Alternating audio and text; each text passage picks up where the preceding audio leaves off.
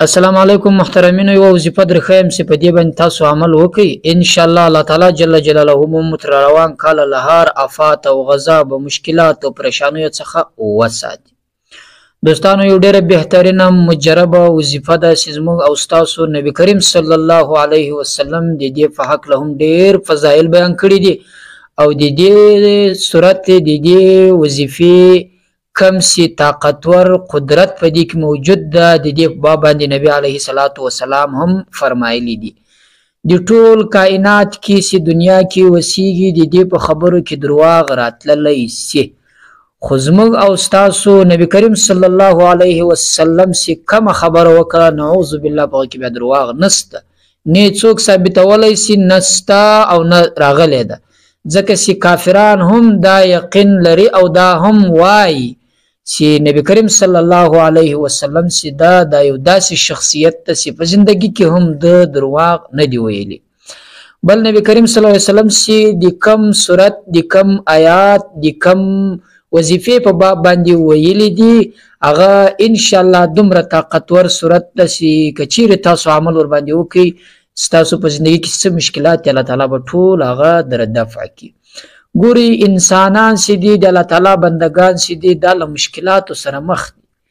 داسې سړی نه پیدا کیږي نه داسې سته نه به داسې پیدا سي چې زه په زندگی کې ډیر وسایم، زه په زندگی کې له مشکلاتو سره نه مخ کیږم، زه په زندگی کې له پریشانیو سره نه مخ کیږم، بلکې له هر سړی سره پریشانی سته، له هر سړی سره مشکلات سته، هر سړی حاجات لري. خو کله د انسان یو حاجت پوره سي بل حاجت کې راګرځي، یو حاجت یې پوره سي په بل مشکل کې راګرځي، یو ارمان یې د زړه پوره سي بل ارمان یې په زړه پاتې. داسې انسان نسي کېدلی چې ټول حاجتونه دې پوره وي. خو که چیرې موږ او تاسو له هغه وظایفو سره ځان ربط کو، سره شناخته یې کو، سره متصل یې کو او د موږ او د هغه وظایفو په مابین کې فاصله نه وي، نو بیا به ان شاء الله په زندگی کې چې کم حاجات راځي مشکلات راځي هغه به بیا پر موږ تاسو باندې تاثیر نه کوي، ولې خو موږ تاسو شناخ له هغه وظیفو او له قرآني آیاتو سره ده. نو دوستانو، په زندگی کې داسې سړی نشته چې هغه د حاجات نه لري، ځکه چې نبی کریم صلی الله علیه وسلم فرمایي چې الدنیا سجن للمؤمن وجنة للکافر.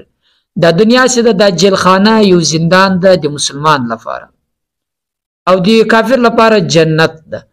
ځکه چې یو سړی چې په زندان کې پروت وي او په زندان کې بندي وي هغه ته خامخا مشکلات وي، هغه ته خامخا حاجات پریشانی راځي، ځکه چې په زندان کې سړی خپل مخې ته نه وي خلاص او دی له قسم قسم مشکلاتو سره مخ کیږي.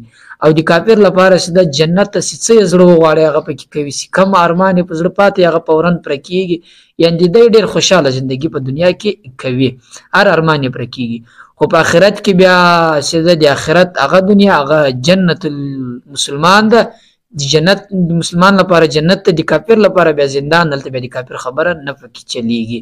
نو دوستانو، عرض مې دا و چې د دې پریشانیو لپاره د دې حاجاتو لپاره باید انسان خوابده نشي چې ولې یوازې حاجات ما دي، ولې یوازې مشکلات ما باندې راځي، دا پر هر انسان باندې راځي.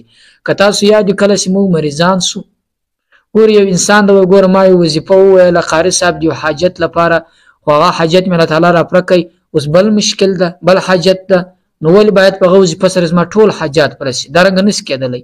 که تاسو یاد ګورئ کله چې موږ مریضان سو و ډاکټر ته ورسو هغه دوا راکړي جوړ سو، مثلا زکام یا تبه یې څه زمانه وروسته بیا په بل مریضي مې الله تعالی اخته کړي، بیا ډاکټر ته ورسو جوړ سو هغه دوا راکړي، لږه بعد بل مریضي سره باندې اخته سو. داسې مریضان په زندگی کې پر انسان باندې راځي. نو انسان دا نشي ویلی چې زه خو ډاکټر ته نه ځم، ولې؟ ځکه چې ما یو وار لاړم سره جوړ سم، ولې بیا ناجوړه سم دوباره زه نه ورځم. نو وظایف هم دغه رنګه دي. که چیرې تاسو له وظایفو سره شناخت پیدا کړئ او تاسو ته په زندګي کې یو حاجت راسي، دغه حاجت لپاره یو قسم ته وظیفه وي هغه وکړئ، هغه حاجت مې الله تعالی در پوره کړي، بیا په زندگی کې تاسو ته بل حاجت راسي بیا دغه لپاره بل وظیفه الله تعالی یې ښه در لګلې ده موږ تاسو ته، بیا هغه وظیفه وکړئ، هغه حاجت هم الله تعالی در پوره کړي.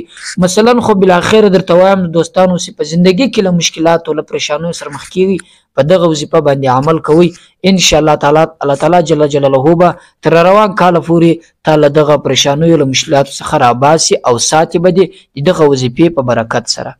نو دوستانو هغه وظیفه دا ډیره اسانه درخوایم د هغو خلکو لپاره چې چا قرآن کریم زده وي.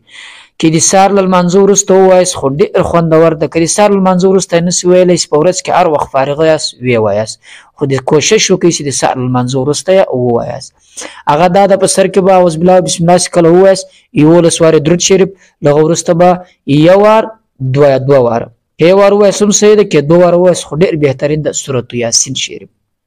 ډېر اسانه سورت ده، ډېر کوچنی ده او ډېر د طاقت او د قدرت والا سورت ده. دغه سورت 2 واره تلاوت کړي، یو وار خو ضرور تلاوت کړي، که یو وار نسي کولی، که 2 وار خو تلاوت کړي، که 2 وار نسي کولی یو وار خو ضرور تلاوت کړي. داسې کله تاسو تلاوت کوئ له هغه وروسته بیا په پای کې بیا 11 واره درود شریف ووایاست، له هغه وروسته به الله تعالی ته لاس پورته کړئ، دعا به وکړئ. انشاءالله الله تعالی به په زندګي کې تعالی د مشکلاتو سره نه کړي مخ که چیرې ته هره ورځ په دغه صورت باندې عمل وکړې. دوستان ورباندې وکړي، تقریبا 5 منټه زیات 10 منټه له انسان څخه نه غواړي. هر وخت دا پر ځان باندې لازم وګرځوه. مثلا لکه سړی چې فرض مانځه ته ګوره څومره چمتو یي، پر ځان یې فرض کړی زه به خامخا کوم نه پرېږدي، نو دغسې پر ځان باندې داسې لازم وګرځوه. که چیرې ضروري کار دی نه و پېښ په هغه دوران کې خامخا یې ووایه دغه صورت. انشاءالله الله تعالی به په زندګي کې تا له پریشانیو له مصیباتو له غمو سره نه کړي مخ. واخر دعوانا الحمدلله رب العالمین.